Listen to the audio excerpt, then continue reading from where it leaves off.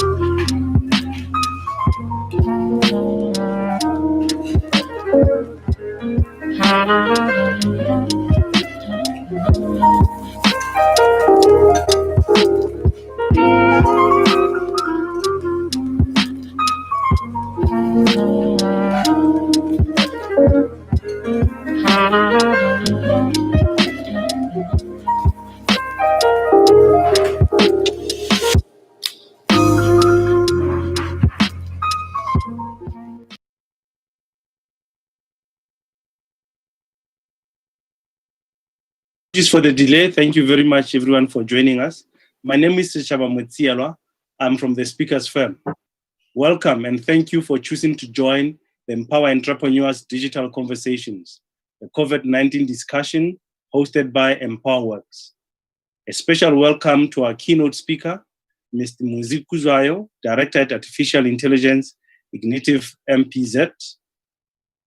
We have a broad representation of stakeholders joining us directly via Zoom, and they will post their questions on the chat box a little bit later.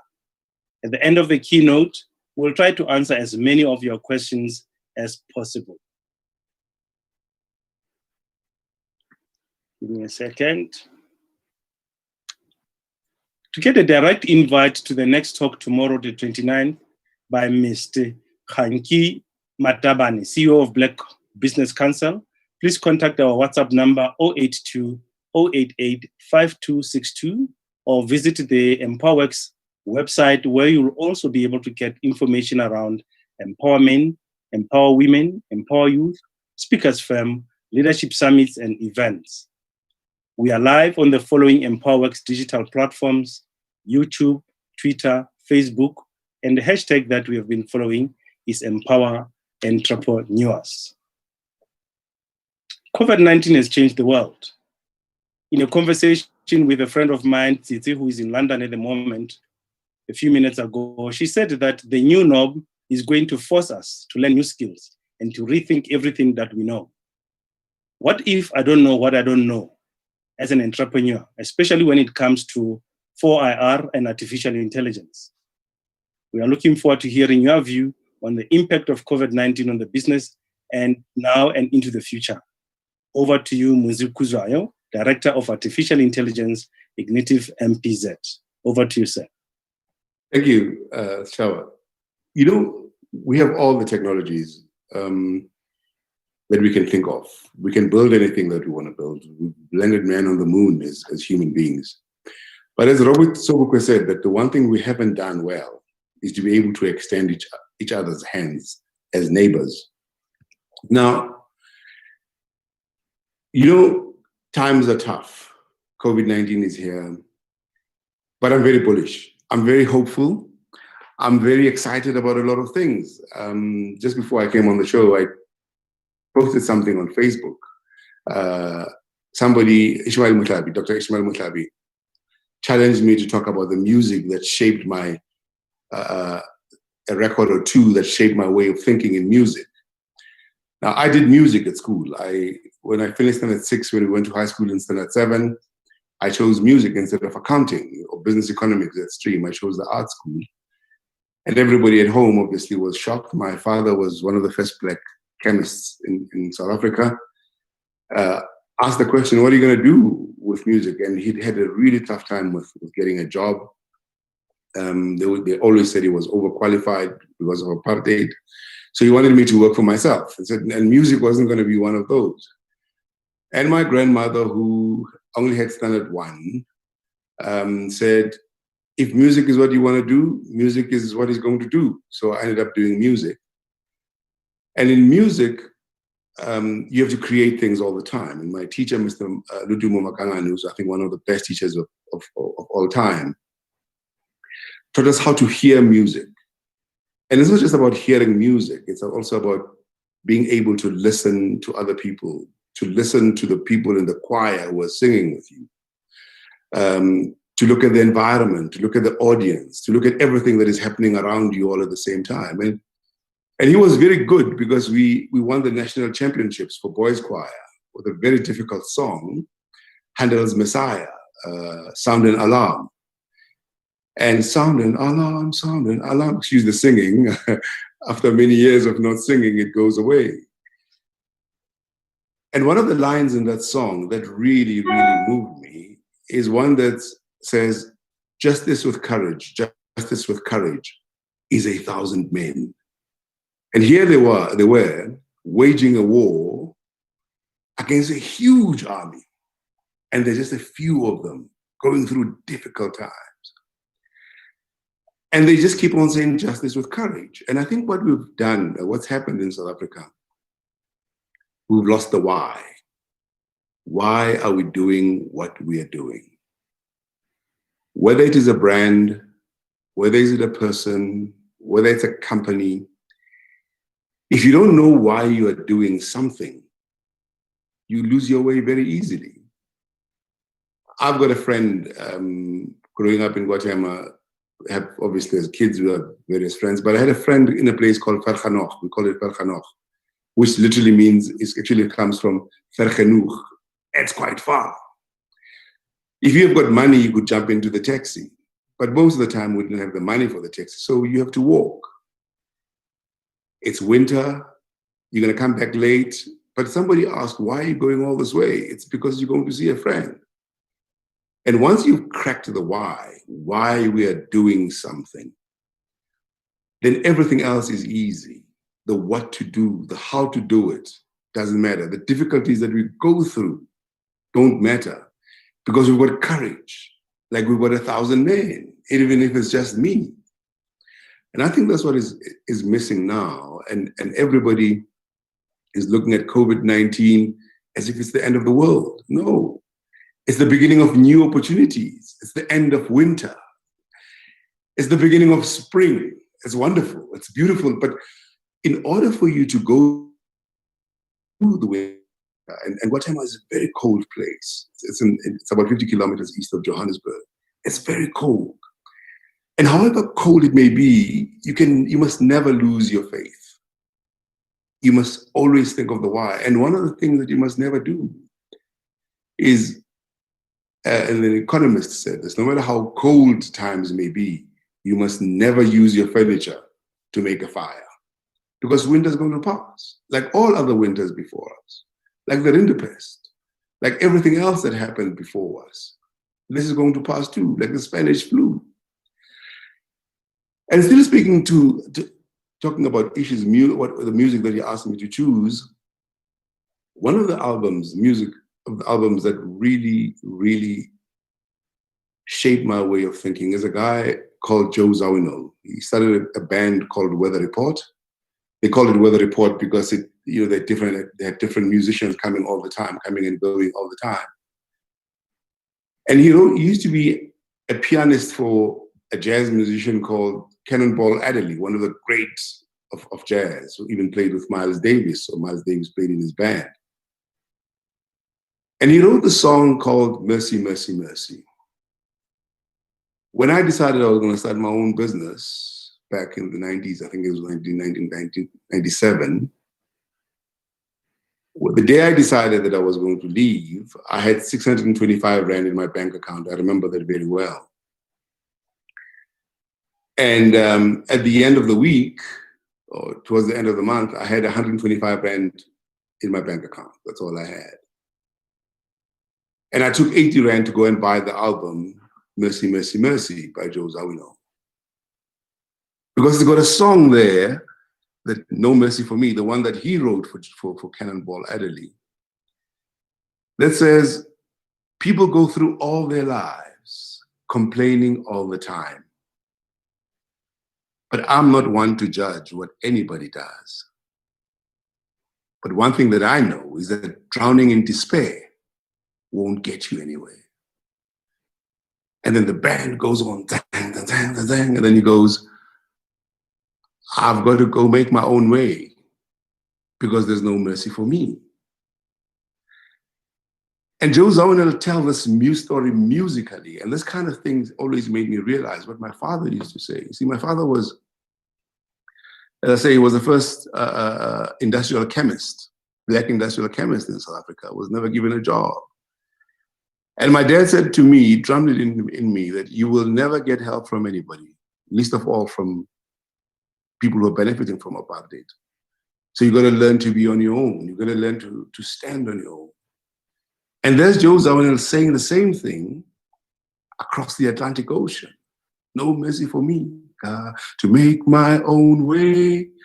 No mercy for me, whatever it takes. With persistence, I'll go the distance. So persistence will get you, help you to go the distance. My grandmother said the same thing, but she said it obviously in Zulu. My grandmother lost her parents when she was only 5 years old. Her sister was about 2 years old, Gogbeti, when their parents died. Both their mother and father died. Actually, her mother had leprosy, so she was taken away to Robben Island, and her father died when she was 5. And my grandmother used to say something. She used to say, a good orphan is the one who cries but keeps running. And if you had a problem, if you cried or something as a kid, she would say, and you know how when you're a child, everything is just so bad and it's so difficult. And my grandmother would say, your parents are still alive. You have no reason to cry. You have no reason to feel that the world is falling on you. Your parents are still alive. She lost hers when she was 5. And I think what's happened in our country, we've left fate, our own fate, in the hands of others. That somebody is going to come and help us out of our misery. Biology is not like that. Nature is not like that. The world is not like that. My daughter Kainsile remembered reading something for me about Darwin to say, survival is not the survival of the fittest, but survival of the most adaptable. And I think I always remember that no matter how difficult things are, no matter how tough things are, and things will be tough, things are meant to be tough. Nothing is meant to be easy. No matter how difficult they are, we just have to adapt, keep moving, keep bouncing, fall, get up, bounce, move left, move right, forwards, backwards. Just don't stop. Just don't stand in the same place. Otherwise, the cold is going to kill you. I wonder if you have any questions for Ms. Chaba. I've got plenty, and they will be put on the staff. I think as an entrepreneur, I'm sitting here getting inspired to draw deep from what the people that I've come to know have told me. But my reality is, I don't know how to navigate this new space that just emerged now. Even drawing from that wisdom, I still don't know. In your experience now, what are you practically doing, knowing that you do have this motivation at the highest level, but at a practical level, what are you doing? Chaba, Francis Bacon said, knowledge is power. Right now, knowledge is a liability. If you know anything, you're going to be in deep trouble because the world has changed so radically. So you're going to go back into a history that you know and how things need to be done, but that world is different now. And it's not the first time that something like this happened. If you let me, one of the people that I love history, Judge McCarthy, I beg your pardon, when he was to go to fight the Second World War with American soldiers, he said, American soldiers have never been outside of the of America. And the generals that we have, the old generals that we have, had fought in the American war, the Civil War in America. It was a different war to what was happening in Europe and in Africa at the time. So And the first thing he did, he fired all the people who'd been at least in that war. And what he wanted, as I said, we don't know where we're going. We've never been there. My guys have never seen bullets coming their way. The guys who are leading us, the only thing they know how to use very, very well is gunpowder, a little bit of gunpowder, and the sword. And they're really good horsemen, but nobody's going to be riding horses there. So, or those who be riding horses will be very few. So my thing is, this time knowledge is a liability. It's a clean slate. It's the great equalizer. So the people that you need and the people that I'm associating myself with, firstly, are young. I'm trying to find younger people. I always say an older mentor can only take you to the grave. That's where he's going. That's where he's looking. If you want a mentor, it's going to be younger than you. If your mentor is older than you, you are wasting your time. So I'm associating myself with younger people because they're looking into the future. They don't know what's coming. Nobody knows what's coming. And the asset that you can have, when knowledge is weakness, the only asset that you can have is curiosity. You've got to be curious. You've got to know what's going on. So although I did music at school, when I got to varsity, I did microbiology and biochemistry. So I'm a biotechnologist by training. And I decided that everybody's got a COVID guru that they listen to, who come up with statistics. And I look at these people, they've never even seen a Petri dish in their lives, never held a Petri dish in their lives. They don't know how bacteria and viruses react. And I know from the laboratory that they often don't follow the postulates. They often don't follow the statistics. They do whatever they want to do. We learn all the time. We saw that happening with AIDS. So I decided to go and read Nature. Nature is a peer-reviewed scientific journal that we use at varsity and that great academics use, and virologists and all of those people. And the one thing that they're doing, Chaba, they are admitting that they do not know. Now, if the experts admit or accept that they don't know, and that, in my opinion, is the beginning of all of wisdom. If you know what you don't know, and even accept that there are a lot of things that you can't even imagine that are happening. So the biggest asset is optimism. And I'm a writer, so what I've been doing, I've been writing a lot of articles, I've been writing a lot of ideas and continuing with the client's business, the clients that we've got. Preparing for when this ends, because it will end at some stage or another, and hopefully we've stayed safe and we're alive.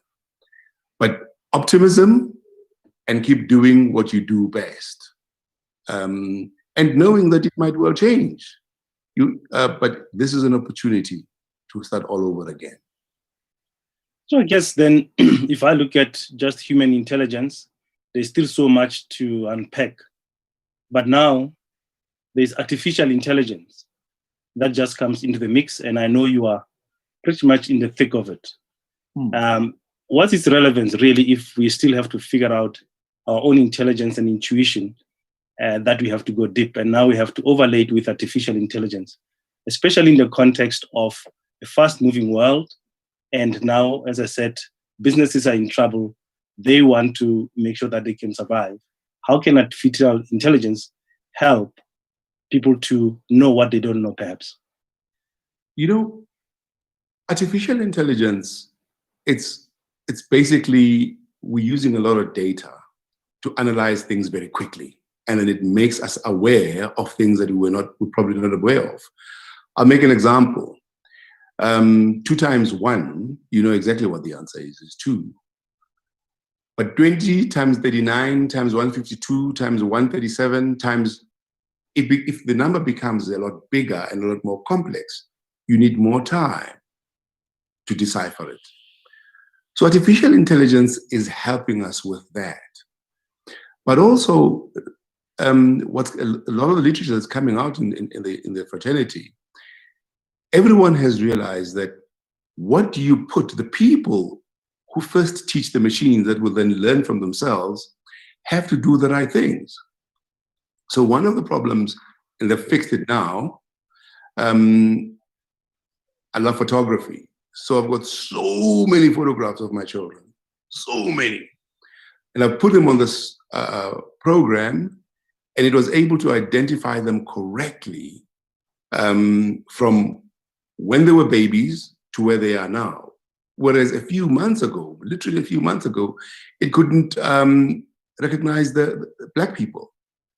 So artificial intelligence is there to help us do things a lot more intelligently. But artificial intelligence is dependent on the groups that are putting it together. So we talk of human computer systems. The more diverse the group is, or the human side of things are, the better they're going to feed into the intelligence systems, into the learning machines, and then the better it's going to be. So what we need to do as Africans, because it's not going to be the fourth industrial revolution, but it's going to be the fifth and the sixth and the seventh. They're going to keep coming. We have to make it a point that we play actively, and we're trying to do that. It's one of the things that we're doing now. And a lot of the leaders in artificial intelligence are not necessarily English speakers. So we've got to, as a matter of urgency, start teaching maths and science and the computers in African languages. So that just the same way that Afrikaners kids, for example, are learning in Afrikaans, Germans learning German, different people around the world learning their mother tongues. Because that way you're able to deal with the concept and not the concept and the language at the same time. And a lot, as I said, a lot of the leaders in artificial intelligence are not even English speakers. There's a cartoon that goes around in the fraternity. It says, it's a dog sitting at the computer. And the cartoon says, on the net, nobody knows that you're a dog. And it's this language. Python, for example, is one of the bigger languages that are being used. It was written by an English-speaking guy.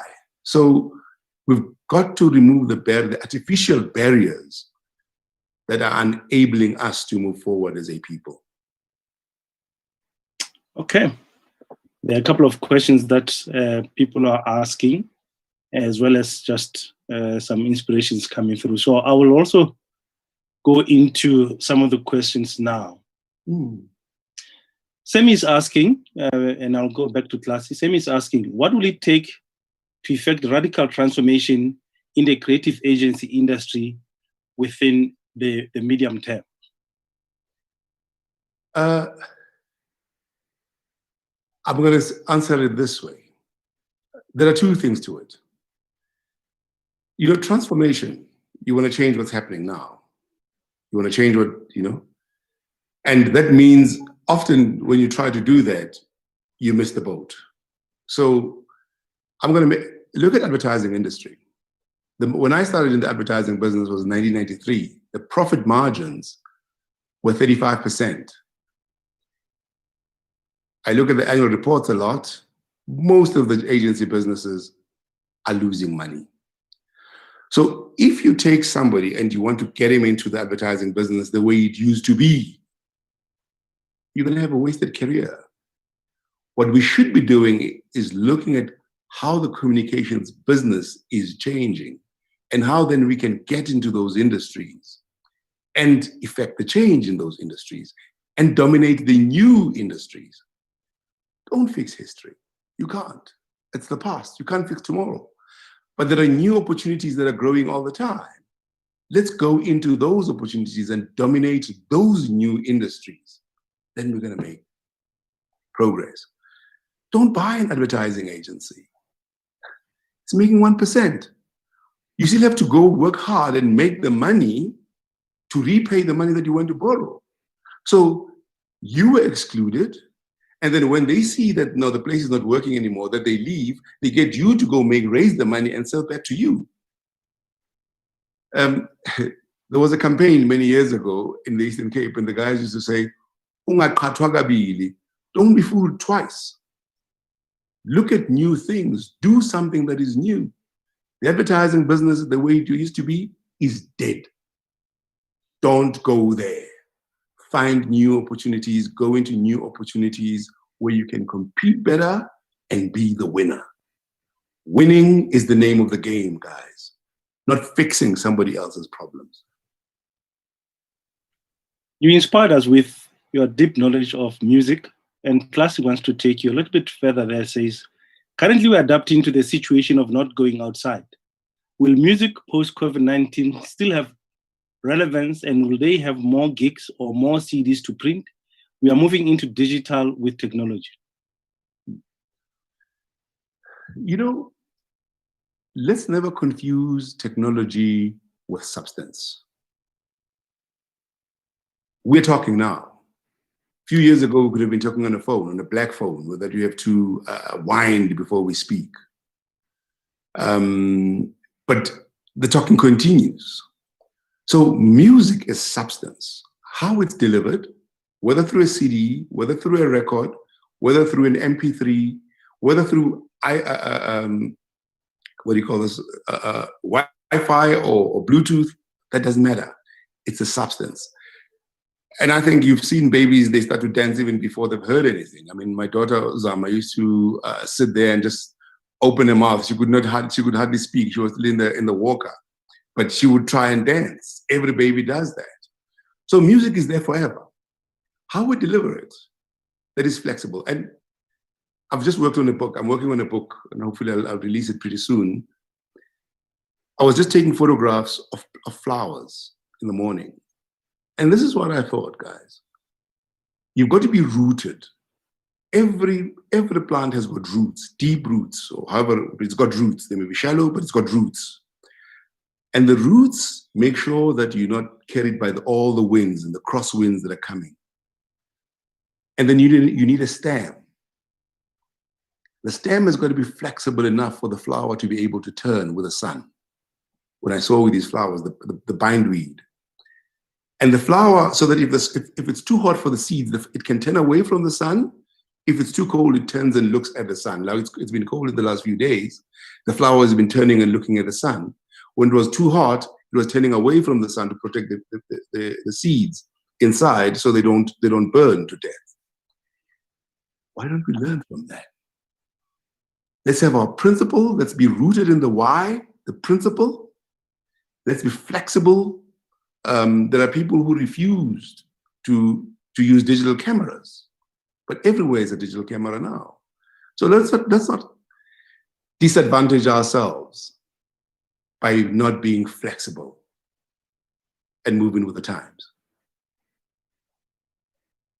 Okay, let's bring it back to government. How can government support the artist for publicity, in your view?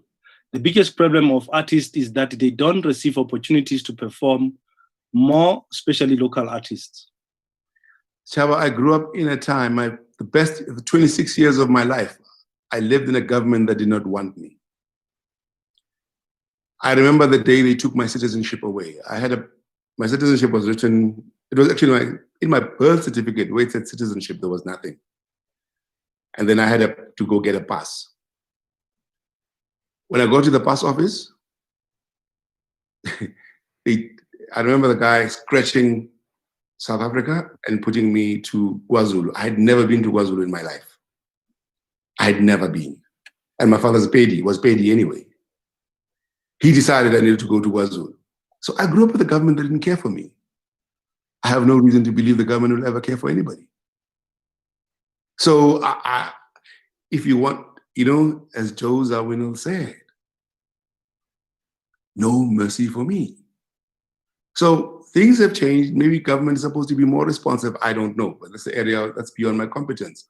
Because what I've known for 26 years, I grew up in a government that sent me police, that sent soldiers to us, that made our lives impossible. Now, I don't know. I've never learned to ask anything from them. Maybe I should, but it's become a habit now. Okay. I think let's just also go back to artificial intelligence and big data at a practical level. Riku Gile, apologies for butchering your name, Ngubeni, says, what will be the difference between artificial intelligence and big data? So big data is the food for artificial intelligence. You need a lot of data so that the computers, they'll be able to learn from it. So if you've got little data, it's like giving it very little food. You will not have enough to be able to learn from all the data, from all the different things that are happening. But there's something else that is coming, guys. It's bigger than artificial intelligence. So, you know, when you braid someone's hair, it's just, if the data of that, every strand of hair that you're turning when you're braiding hair, it will be very difficult. It'll take forever for the computer to try and tell you exactly what is going on in the hair. But there was a mathematician called Mandelbrot who talked about fractal mathematics, of the mathematics of small things, of fractions.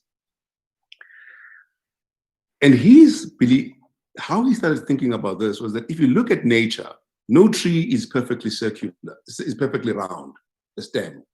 No leaf is conical. You know, everything is just, it's broken, and nothing, the bark, everything, there's just a lot of small things that are broken. Nothing is ever perfect. So he started what is called fractal maths. And now there's a lot of research on quantum computing, which will be able to get all the big data and analyze it. Even the computers that we have right now are unable to analyze that. They're working on that kind of computing in the US. That, guys, is an opportunity for Africa. How you build a hut, you know, with all the strands that you need on top of for the roof, every piece of grass, every strand of grass that you need to put there is mathematically currently, it's difficult to do, to compute with to compute using the computers that we've got. But these are knowledge systems that we already have. And we want to go learn in English what we have so we can try and explain it to ourselves. The people who are learning this from us, like Mandelbrot did, are going to be so far ahead of us. That's why we have to urgently, very urgently, start learning maths and science in our mother tongue. So we can just leapfrog, because we are already ahead. But we want to go backwards so we can go back forwards. It's like running a relay race, but starting going backwards while everybody else is running in the correct direction. We've got to go to the things where things are going, but we've got to go there with confidence and with as much knowledge as possible. I guess for an entrepreneur sitting here now, in this particular context, in the eye of the storm, yes, I hear you. But as I sit here, I'm thinking to myself, the people who have the advantage of starting first, big business, are they perhaps not in a more advantageous position than we are? No, to the contrary. Firstly, may I suggest, let's not use big words. Words like entrepreneur are misleading. I like the Xhosa word for it on radio. And the Zulu word, osoma business abakhasayo, that is businessmen who are still crawling. Because, you know, entrepreneur sounds like Bill Gates, sounds like Steve Jobs. Those guys are a different breed. Those are the lotto winners, you know. Most people work for themselves. Now, here's the thing. It's a lot easier to run a business when you've got a partner than if you are alone. We learned this in artificial intelligence. The more people you've got, the better it is. And if you've got great technology and more people, the better it is. And you've got to make sure that the group is very diverse. Because some people are good at creating stuff. They're not necessarily good at selling. And some people are good at selling, but they don't know how to put product together and go and sell, or a service together. So you need to form partnerships with people who complement your skills. I mean, if we take the big entrepreneurs, Steve Jobs had Steve Wozniak, who made the computers, made sure the computers work. And he was there selling the computers. He was not a programmer. So Steve Ballmer and Bill Gates, I think it was. So you always need a partner. The first thing you need to look at, who am I going to do this with? Somebody that I can trust because things are going to get difficult. The big businesses are in bigger trouble than the small businesses, Chaba. You know why? Because they have a lot of products, and right now they don't have the money to put behind their products. And because they don't have the money to put behind the products, it's like in a war where it's a lot of skirmishes, and you've got to send soldiers everywhere, and you can't. They can't. The big businesses can't. But the small businesses can get enough business to be able to pay for their salaries and their costs and keep going. And because, big businesses come and go all the time. We know big businesses that were once giants and they fall apart. Look at what Kodak, I love photography. Look at what happened to Kodak. Look at a lot of music companies that have shut down. So the most important thing that we must do is to change our mindset. If you're in a soccer field, or if you're playing any sport, and you don't have the mindset that you're going to score 80 goals, you're not going to score. The first thing is that you must believe that not to believe, it is a fact. You are as good as the other guy. You're human. Spend as much time on the problem as they are. Nobody's better than you. You're not better than anybody else. You are human. Just have the right mindset that I'm going to score. It's tough. It's not meant to be easy, but I'm going to score.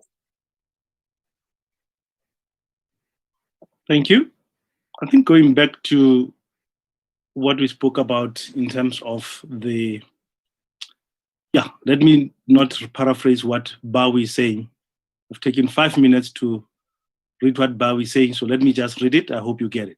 Yep. Bawi says, I also look at the world through art, and I can't help being cynical and wonder, what if this is the end? I just don't mean right now, right here with COVID-19, but I hope you get what I mean. How will you propose we respond if this were really the end without burning the furniture? You see, we're off a good start here. Artists are the ones who must be cynical. You see, because when they're being cynical, they show us excuse the language, but they see through all the barriers, the artificial barriers that we put. But it can't be the end. It'll never be the end. So what happens when you're hungry? You see, things have become a lot easier now. Now you go to a supermarket and buy food. In the past, if you were hungry, you had to go and hunt. You had to go out and hunt, go off and hunt. And that's what we need to do again. Go out there and hunt. The artists have got to sit out there and inspiration has to find them working, being hungry.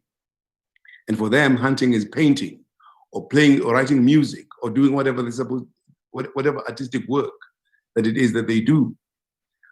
What we need now, more than anything, guys, is hunger. Because hunger solves all problems. Hunger finds a way. If we're not if we're not in despair and we are hungry, we will then be able to go get what we need to do. We need the cynics among us, because the cynics make us relook all the truths that we have been told over time. They tell us, no, that's not true. That's not going to work. And that's why if we've got, shall I say, angry artists, we're off to a good start. Let's bring it back to 4IR. Tebogo says the Minister of Communication is suspended, and it seems that critical ministry is put in the back burner, and it should be the one leading us regarding 4IR. Isn't government missing out there? I think the average age of our government is 60, if I'm not mistaken. 60-something, actually. Somebody told me, I'm not sure of the stats. I did say earlier on, if your mentor is older than you, he is only leading you to the grave because he knows nothing better. That question just turns the light on to show you that actually we're in trouble. They have, I don't think they have any understanding of that. But also, why I said even earlier, my thing is surrounding myself with younger people. It's because they have the courage to walk into new places. They know what I might think is not important. They will tell me that this is crucial. Some people only know how to switch on their computers. The younger people know how to make their computers work best. They're able to make them become more efficient even. Remove this, remove that, remove that. It was my daughter who showed me that one time I had too many things on my computer. Remove these apps, close these apps. Because I'm too concerned with other things. One of our biggest problems in Africa is that the leadership gap and the population versus leadership gap is way too wide, leading us to the grave. Thank you. December says artificial intelligence, the 4IR, digitization, and big data gaining momentum. One of my growing concerns, the pace at which Africa may be left behind. We have an ailing education system.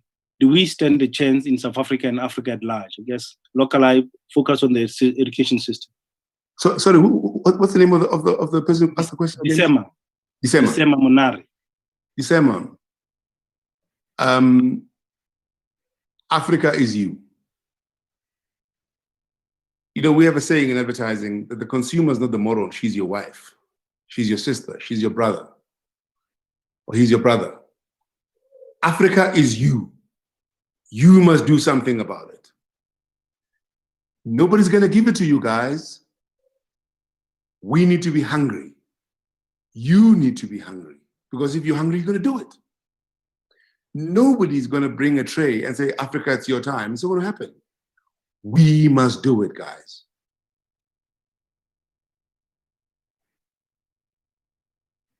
Okay. Kwande has written quite a long question and comments. I just want to say, with artificial intelligence and everybody having resources, don't you think that established businesses are going to be able to actually be at the forefront and take on even more of the advantage that they already have? Apologies, Kwandi, if I haven't paraphrased pretty much what you've said. It's a little bit long. Let's say you do. Let's say they do have an advantage. What does that mean for you? Does it mean I must roll over and die because I'm a small business guy? Does it mean I must now quit living? Never. We are going there. You know, Pushi used to sing a song for us. I heard it from Pushi. We used to sing it a lot. It says, Magui wen madoda.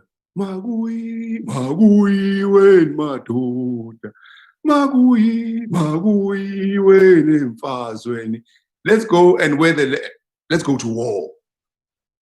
They're there, they're armed, they've got everything, but let's go.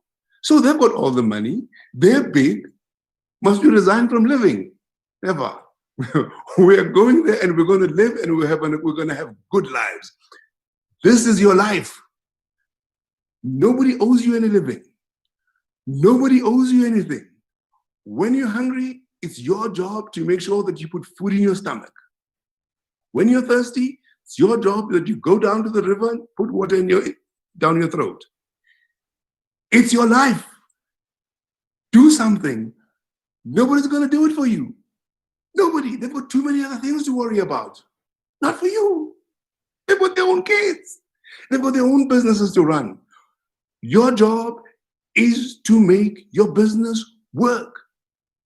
Whatever it takes. Whatever it takes, that is legal. Mujalefa says, see that data is so important. Do we have an instrument where it is completely decentralized? Facebook and Google are already ahead. How do we ordinary people compete when they use or abuse our data? And as you answer, we've got 28 messages and our time is gonna start getting a little bit ahead of us. So let's use those sound bites as you answer to just catch up. They do. They've got the ball, but their job is to take the ball and dribble past. That's it. Otherwise, they're going to score against you and you lose the game. Ntlanda speaks to the fact that you spoke about a music teacher that taught you music, and he wants to know if there is a role really for artificial intelligence to advance the teaching of maths, because AFDA is battling to teach their students online. Yeah. Oh, yeah. There is, Chava. And in fact, it's usually some of the programs that that people are still working on, if you look at music, for example, is that they also get to learn your habits, the mistakes that you're likely to make. You can play chess, for example, using artificial intelligence, and it gets to learn your way of playing. And then it will have counter strategies. It will have counter strategies against you, and where you're still learning, it'll show you what mistake you're likely to you're about to make, and it blocks some mistakes that you instead of being checked out or something like that. It blocks you and it shows you that you must make this move, otherwise you're going to lose the game.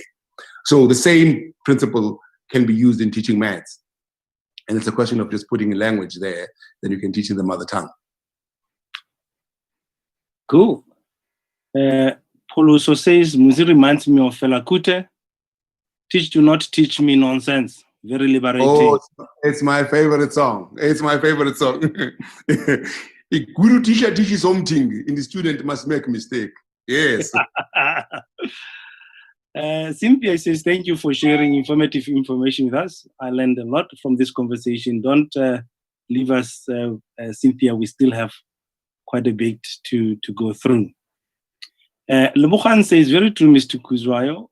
These are very exciting times to start afresh. How do we make our technology-based businesses attractive to the customers that still want services delivered in the traditional way, like online shopping for grannies in a township?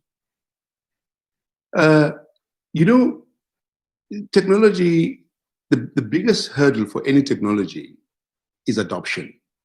So when people know, let's say, I come from Guatemala, and the people know me from Guatemala. So people will buy from the people that they know. People still buying online. People buy from Amazon, or in this case now, they're buying from Woolworths here in South Africa.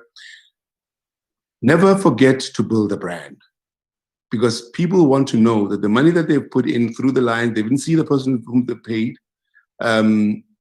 is respectable and is going to honor the transaction.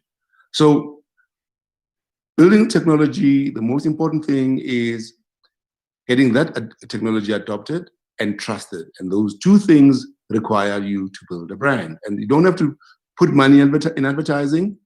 People can just know you. So-and-so's kid. That is a brand in its own right. Okay. I'm just gonna go outside of Zoom and take from our YouTube channel. Mary Grace says, don't you think that there is a major role for people who have already walked the difficult path in business and life to mentor the up and coming future leaders? I think it's the other way around. Sorry, who's the question? It's Mary Gray. So Marie Gray. Yeah, Marie. Marie very well. Oh, hi, Marie. So you've gone, somebody who's older like me, who's walked the path, but the path has changed.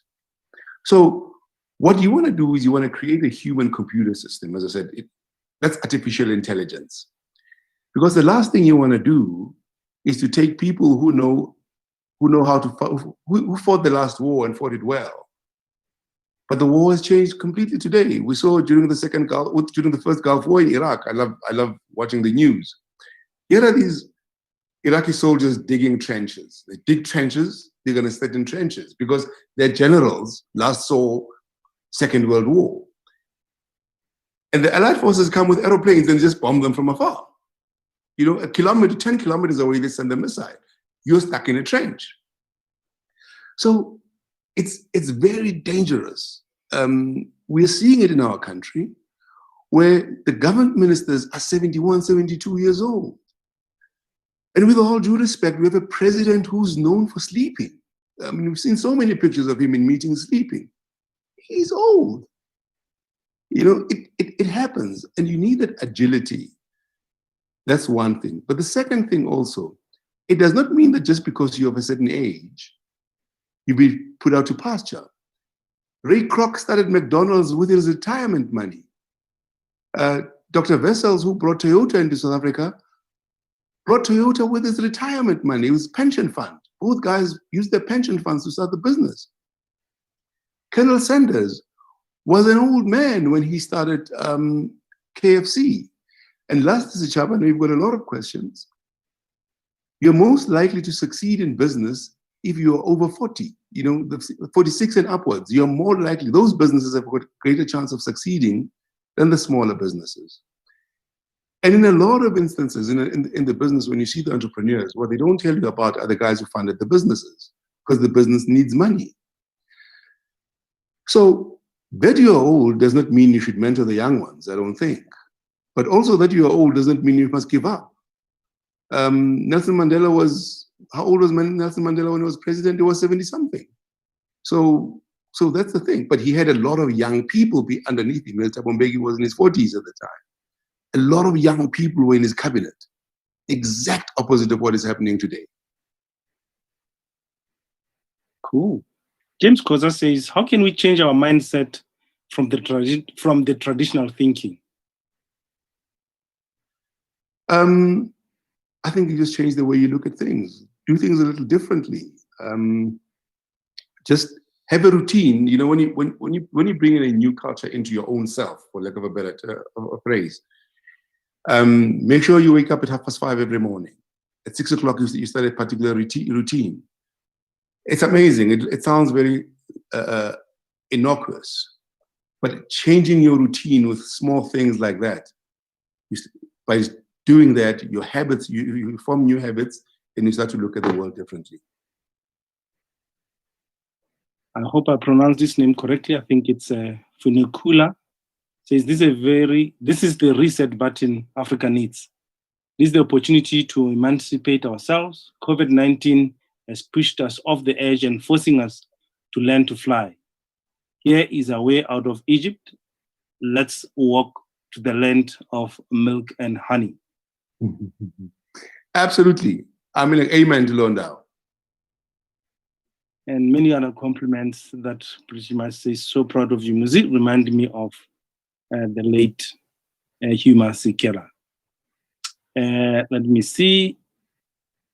Quite a lot. So here is a question. Oh yes, trust is the most important element here. I have a product I have been marketing to corporates and sitters to assist with funding the product so that the unemployed women and youth are trained and equipped with the right skills to become internet business consultants. It is taking a bucket weaver to transform the way people are making comments as I'm reading, to transform the way they sell their products today. Through this digital transformation, this weaver has the opportunity to sell to the world, create mini Afro-host and take a lot in communities. Please let me know if we can assist in any way. Here's again an entrepreneur, an inventor, somebody who's developed a solution, not being able to get in front of the people that need that solution. How can you help in terms of responding to that? Partner with a sales guy. Partner with somebody who's good at sales. Because remember, we spoke about that a little earlier. That's why partnerships are important. It's a computer thing, so I'll make an example. Steve Wozniak and Steve Jobs. Steve Jobs used to wear his bow tie and go and sell. So partner with somebody. You can't do it all. You can't do it all by yourself. You can't make, sell, go collect the money. You can't be both the jockey and the donkey at the same time. Because while you're the jockey, the donkey is not running. And then when you go down on your knees to be the donkey, you've got no jockey. So find a partner. Partnerships work. Thank you. And Paul also said, Manzi Letsema is very difficult to empower. And also Muzi Letsema is very critical to empower our communities, great minds from Guatemala, Sem Nhlelentwa, Utuma Nhleko, late Professor Nzimani, Onhlanhla Kaba, and many roots from Ikasi. Please plow back. Are you plowing back, Muzi? I don't know what plowing back means. I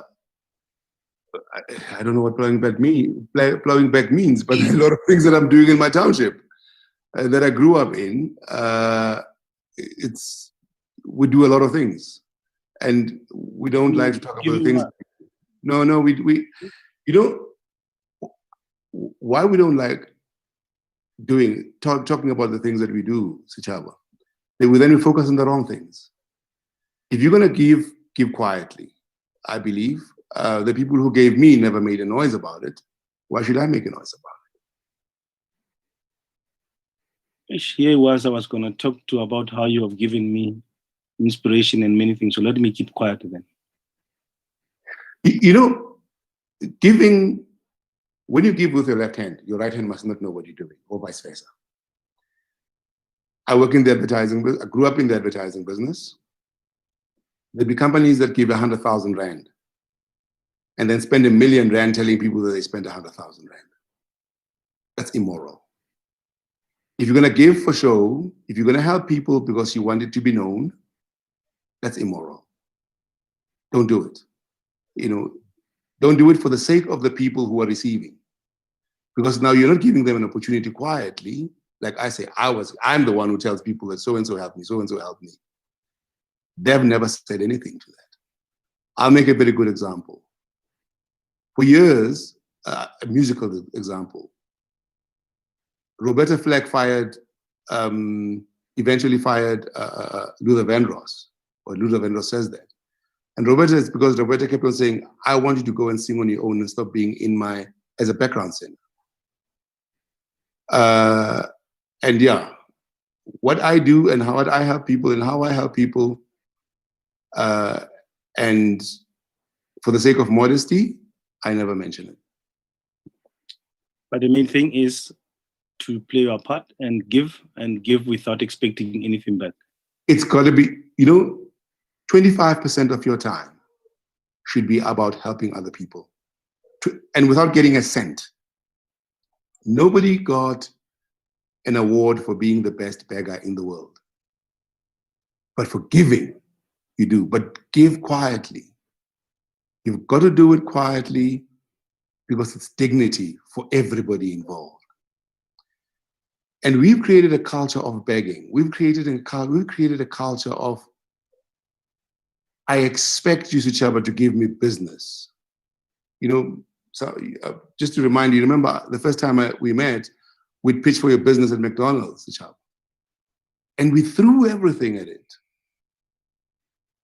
We didn't get the business. I cried that day. That was the first time I think I ever cried. I think it's the only time I was managing director. When you came, and you were so decent about it. You came, you said, Muzi, I need to come and see you. And you drove all the way, and you said, Muzi, I'm sorry. You didn't get the business. But Shaba, we've been great friends since then. I didn't expect you to give me the McDonald's business. But I have seen now, when people don't get business, that was not business. But since bus court, what rubbish is that? I've learned so much from you. You gave me tips. This is how you pitch. This is how you pitch. This is what you do. This is what you do. And I was running a huge company that had done it. We had a guy from France who flew in for the pitch. We didn't get the pitch. But here we are. You and I are having an interview together. We're friends. Best of friends. We've spent a lot of time together. That's what business does. That's what you do as a person. You plowed back. We might as well. I'm saying it. You plowed back. You told me how to pitch. And when you told me how we lost the pitch, you said, because you had a lot of senior people coming to the pitch. And your colleagues felt that when these guys leave, when we leave the room, we, the senior people and the senior people that I had brought into the pitch, were not going to work on the business. Your colleagues said they would have preferred to have all the people who are working on the business being presented in the business, being the ones who are presenting. I learned that from you. So what I'm talking about when I'm saying to you, get young people, it's something that I learned from you when you were running the McDonald's account. Can I tell you, Sechaba, that when I applied that formula, we had 100% wins. We went to a point where we had to stop pitching.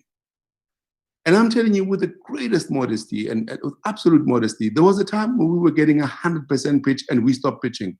I stopped pitching for new business in 2011 from something that I learned from you. And I bet you I've never heard anybody tell me that Chaba said he taught you how to pitch. That's what I'm talking about. Run out of time. Thank you very much, Muzi Kuzwayo, Director of Artificial Intelligence, Ignitive MPZ. To get a direct invite to tomorrow's talk, by Mr. Hanki Matabani, CEO of Black Council. Please remember to go to our WhatsApp number 082 088 5262 or visit the www.empowerx.co.za. And a big thank you for everyone that joined us live on this stream. These are the Empower Entrepreneurs Digital Conversations, the COVID-19 discussions hosted by EmpowerWorks. And for me personally, also as a friend, as a business person, as somebody that is out there making things happen, you have really shared something that sometimes we only get it when we go to master classes and we pay big bucks. And thanks for being so generous with your time. And I'd like to thank everybody that tuned in and stayed till the end. Good night. See you everybody tomorrow. Bye-bye. Bye.